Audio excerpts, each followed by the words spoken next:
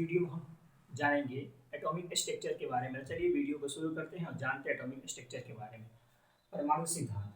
पदार्थ छोटे छोटे परमाणुओं से मिलकर बना होता है। यह जानकारी भारत के महानतम वैज्ञानिक कणाद ने दिया था, जबकि व्यापक रूप से जानकारी जॉर्ज डाल्टन ने दिया था। जो भारत के वैज्ञानिक कणाद थे वो क्या कि जानकारी तो दे दी लेकिन इसे विस्तृत रूप से समझा ना सके। तब तब दूसरे वैज्ञानिक आए जिनका नाम था जॉर्ज डाल्टन। जॉर्ज डाल्टन नामक वैज्ञानिक ने परमाणु संरचना को विस्तृत रूप से समझाया और जानकारी दी। जॉर्ज डाल्टन नामक वैज्ञानिक ने विस्तृत रूप से परमाणु संरचना की जानकारी दी।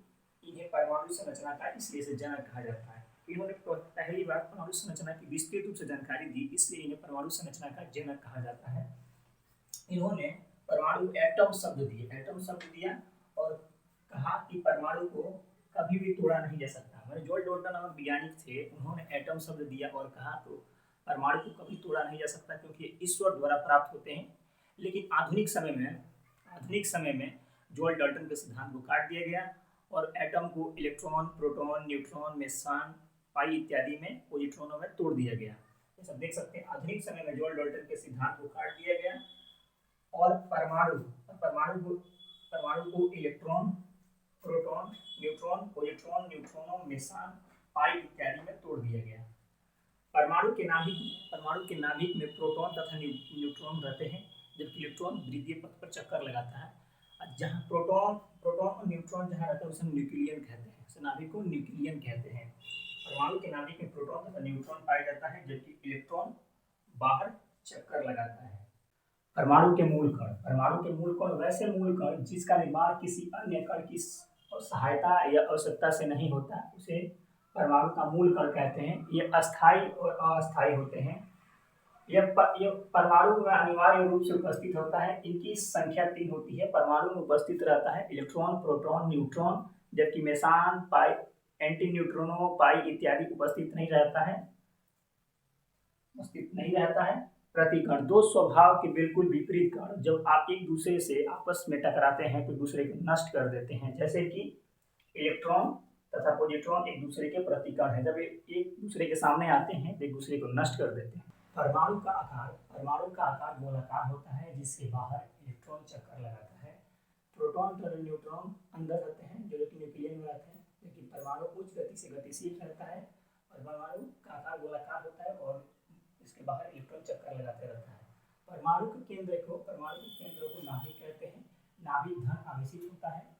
परमाणु का कुल द्रव्यमान नाभिक में ही पाया जाता है, क्योंकि परमाणु का जो कुल द्रव्यमान होता है प्रोटॉन न्यूट्रॉन के द्रव्यमान के बराबर होता है। नाभिक के द्रव्यमान को मापकर परमाणु का द्रव्यमान को मापा जा सकता है, क्योंकि परमाणु के नाभिक में जो प्रोटॉन तथा न्यूट्रॉन के दाब के ही बराबर होता है। इलेक्ट्रॉन के भार को इसलिए नहीं जोड़ते क्योंकि वह उच्च गति से गतिशील रहता है। क्योंकि एटम में प्रोटॉन तथा न्यूट्रॉन रहते हैं जो कि न्यूक्लियस में रहते हैं, जबकि इलेक्ट्रॉन उच्च गति से गतिशील रहता है, इसलिए इलेक्ट्रॉन को भार को एटम में नहीं जोड़ते हैं। नाभिक की खोज रदरफोर्ड ने किया था। नाभिक के अंदर न्यूट्रॉन तथा प्रोटॉन पाए जाते हैं। नाभिक के अंदर पाए जाने वाले इन कणों को सामूहिक रूप से न्यूक्लियन कहते हैं। यानी नाभिक के अंदर प्रोटॉन तथा न्यूट्रॉन जो पाए जाते हैं उन्हें सामूहिक रूप से न्यूक्लियन कहते हैं, जबकि इलेक्ट्रॉन उच्च गति से गतिशील रहता है और गोलाकार चक्कर लगाता रहता है। इलेक्ट्रॉन न्यूक्लियन नहीं है क्योंकि ये नाभिक के बाहर रहता है, यानी कि ये उच्च गति से गतिशील रहता है। प्रोटॉन तथा न्यूट्रॉन नाभिक में रहते हैं। न्यूक्लियन में न्यूट्रॉन तथा प्रोटॉन ही पाया जाता है, जबकि इलेक्ट्रॉन द्वितीय पथ पर, जैसे कि ये हो गया कि एटम यहाँ पर नाभिक होता है, नाभिक में प्रोटॉन तथा न्यूट्रॉन रहते हैं, जबकि इलेक्ट्रॉन द्वितीय पथ पर चक्कर लगाते रहता है।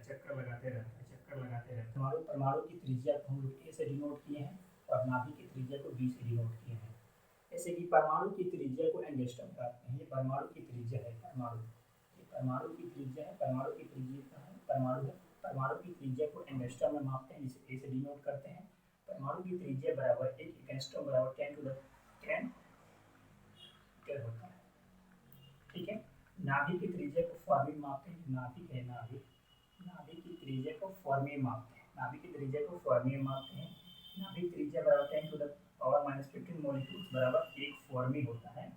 ये जो है इसके नाभिक की त्रिज्या, नाभिक के नापते हैं, 20 डिनोट किए हैं। परमाणु की त्रिज्या नाभि की त्रिज्या से 1,00,000 गुना अधिक होता है। यानी ये जो त्रिज्या है परमाणु की त्रिज्या नाभि की त्रिज्या से 1,00,000 माने गुना अधिक होता है, यानी 10⁵ अधिक होता है। ठीक है, कल के क्लास में हम सीखेंगे परमाणु मॉडल। आज के लिए इतना ही रहने देते हैं।